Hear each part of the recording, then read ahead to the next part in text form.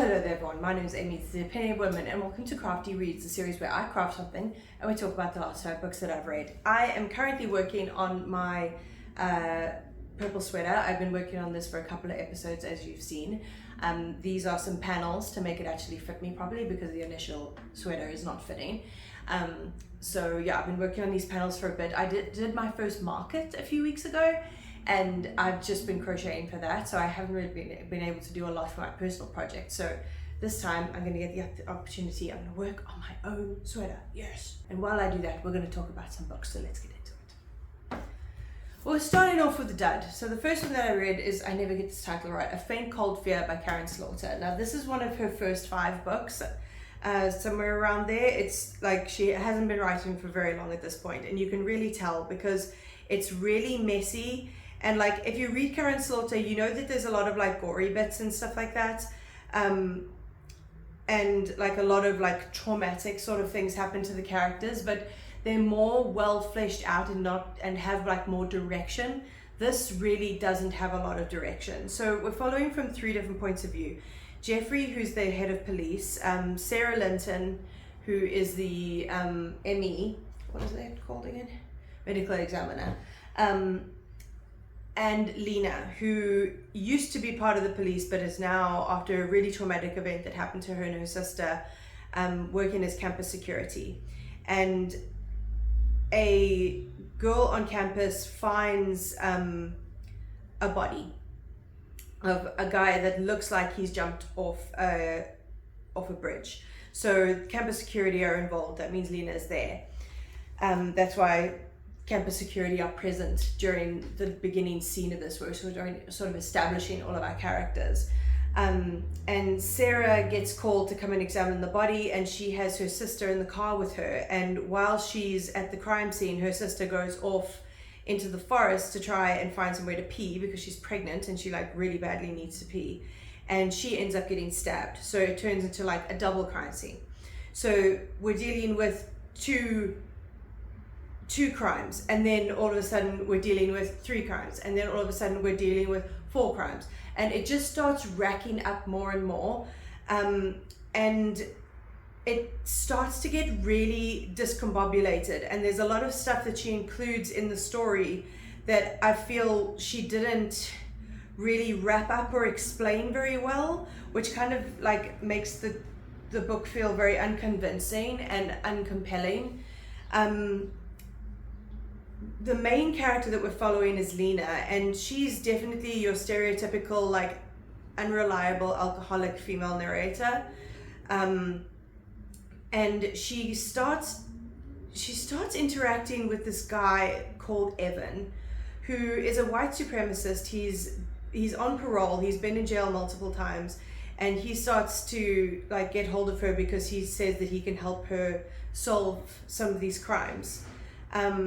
But I really don't understand, because from the very beginning he hurts her, and she still continues to interact with him, and like she backs him up with a lot of stuff, and I'm really not sure why, because he's not written in a sensitive way. He's not written in a way where you think like, okay, he's trying to do better and, you know, make up for his past mistakes and things like that. He's just a really awful person, and the whole time Lena's protecting him, and I'm very confused as to why. And then there's a big twist at the end, but I just don't feel like there was enough that was actually resolved to make the twist hit like as much as I think she wanted to. It was just so disorganized and discombobulated that I feel like it could have been a much better book if it was written by present day Karin Slaughter rather than like early 2000s Karin Slaughter. So this one is going to be donated. Then I read Del A for Aunties by Jeese Sutanto, and this was freaking hilarious. Oh my gosh, if you like a cozy mystery, this has the same sort of vibes as a cozy mystery, except there is no mystery. We know from the very beginning what happened to like who dies and who did it. So we're following our main character Maddie, and she's part of her family's company. They do like weddings. So her mother does the flowers, she does the photography. Her big aunt, she just calls them big aunt, second aunt, and fourth aunt. She doesn't give them actual names.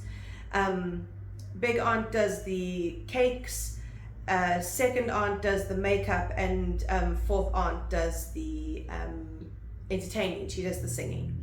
And her mother, whose English is not great, they're an Indo-Chinese family and they're immigrants.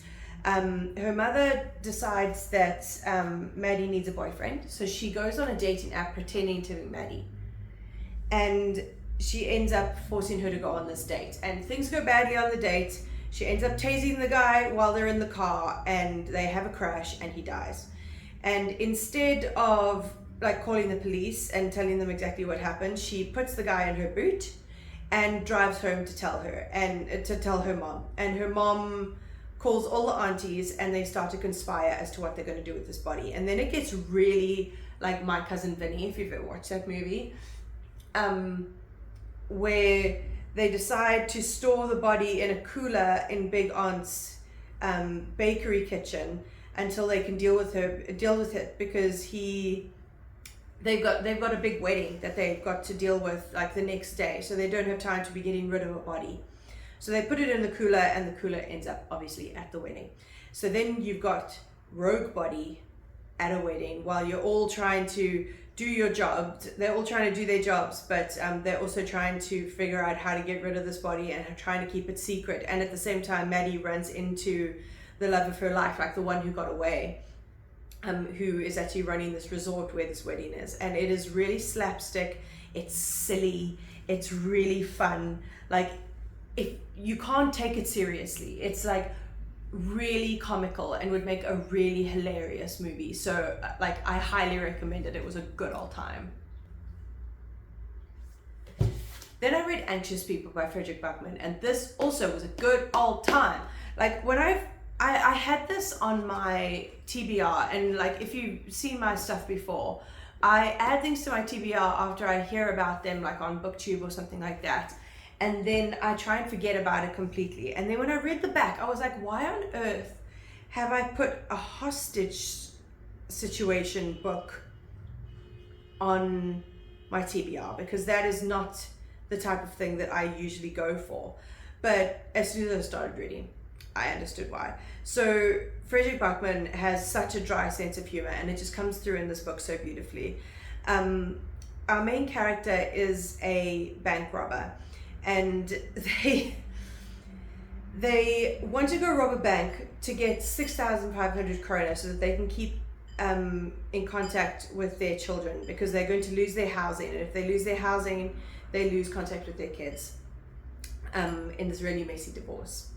And so they try and rob this bank, and it turns out to be a cashless bank.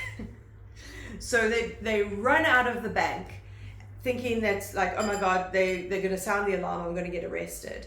And they think they see a policeman chasing them, and they end up going into the first apartment building that they see, and there just so happens to be an apartment viewing happening.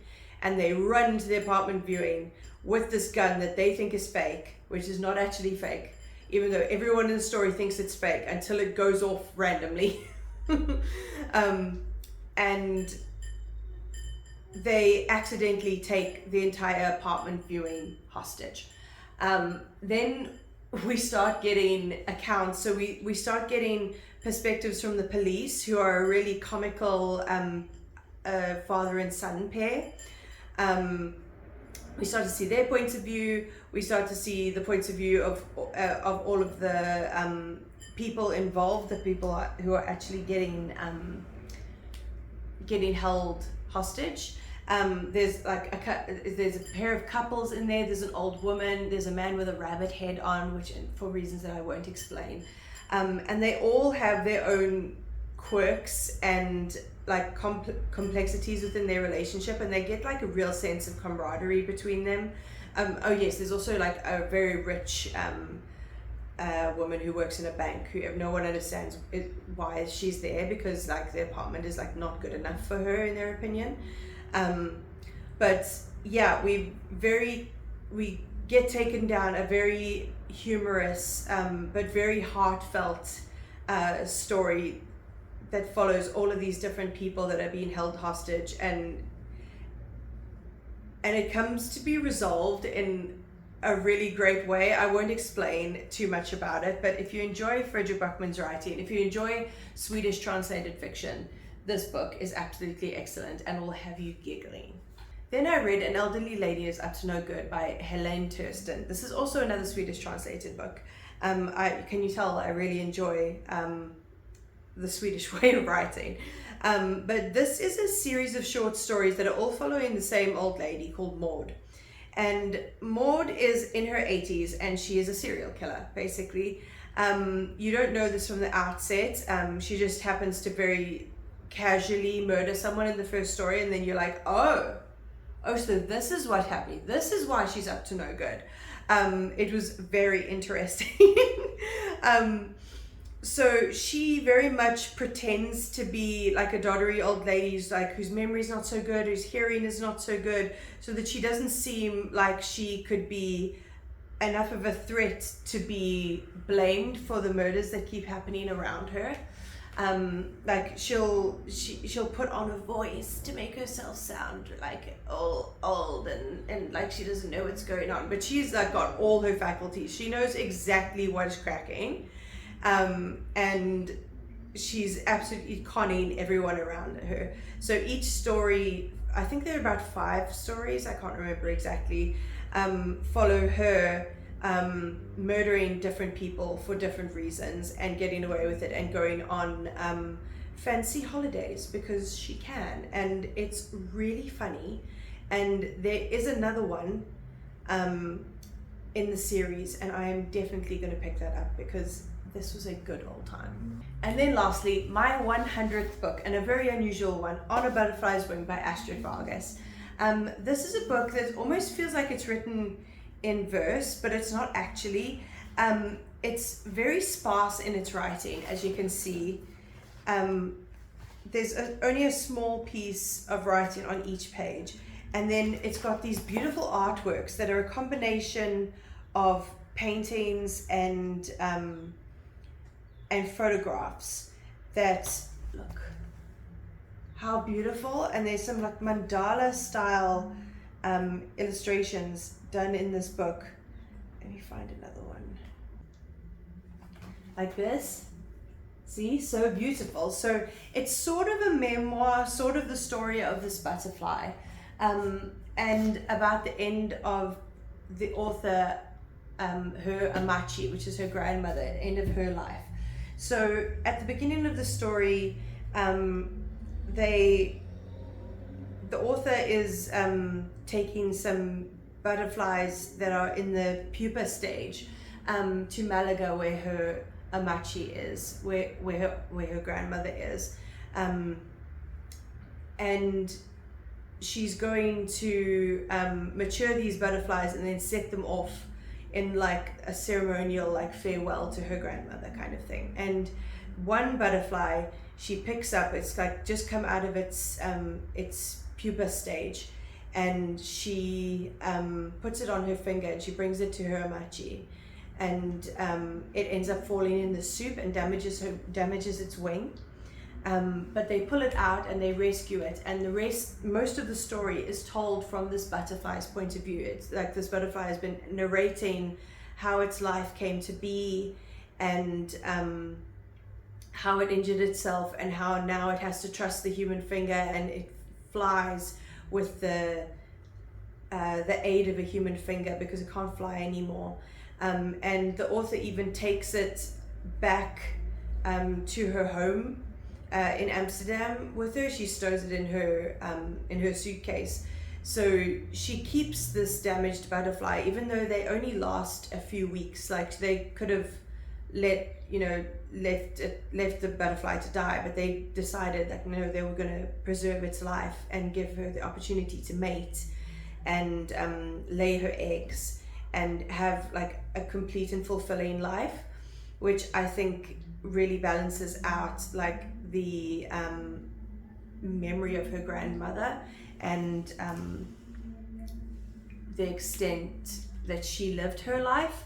It's just really beautifully done. Like the entire story is done from the butterfly's point of view, and it's just like lush with these beautiful illustrations. And then right at the end it does talk about the conservation of butterflies and looking after the butterflies and how important they are for our ecosystem. Because Astrid Vargas is a conservation biologist. So it tells you the story from the butterfly's point of view so that you can see the way that they live, and then starts to address you as the human, and asking for help to conserve these beautiful creatures.